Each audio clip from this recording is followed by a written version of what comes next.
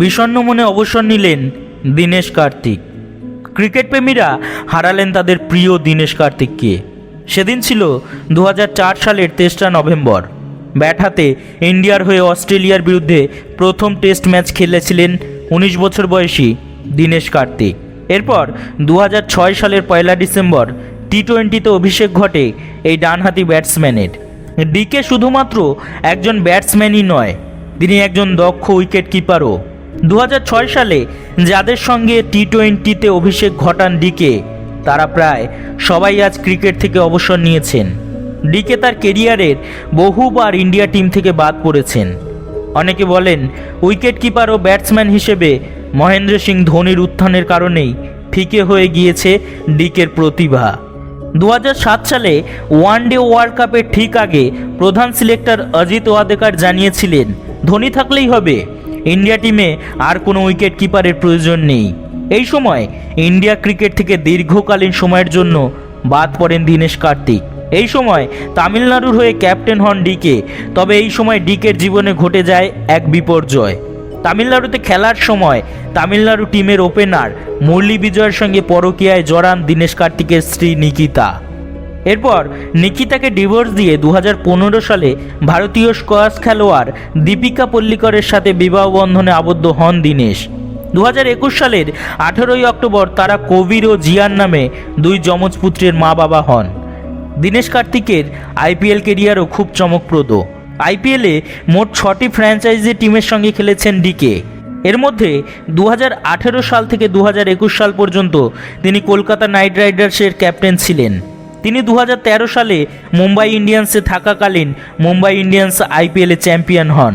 কিন্তু 6টি ফ্র্যাঞ্চাইজি টিমের সাথে খেললেও নিজের রাজ্য চেন্নাইয়ের হয়ে কখনো আইপিএল খেলেননি ডিকে। এটি তার নিজের কাছে যথেষ্ট দুর্ভাগ্যজনক বলেই তিনি জানিয়েছিলেন। দীনেশ কার্তিক তার কেরিয়ারে 242টি আইপিএলের ম্যাচে 4516 রান করেছেন, যার মধ্যে রয়েছে 20টি অর্ধশত রান, 132.71 স্ট্রাইক রেট ও 25.81 গড়ে রান করেছেন তিনি। উইকেটের পিছনে 141টি ক্যাচ ও 36টি স্ট্যাম্প আউটও করেছেন তিনি। আন্তর্জাতিক ক্রিকেটে 26টি টেস্টে 1025, 94টি একদিনের ম্যাচে 1752 ও 56টি টি-20তে 672 রান করেছেন কার্তিক।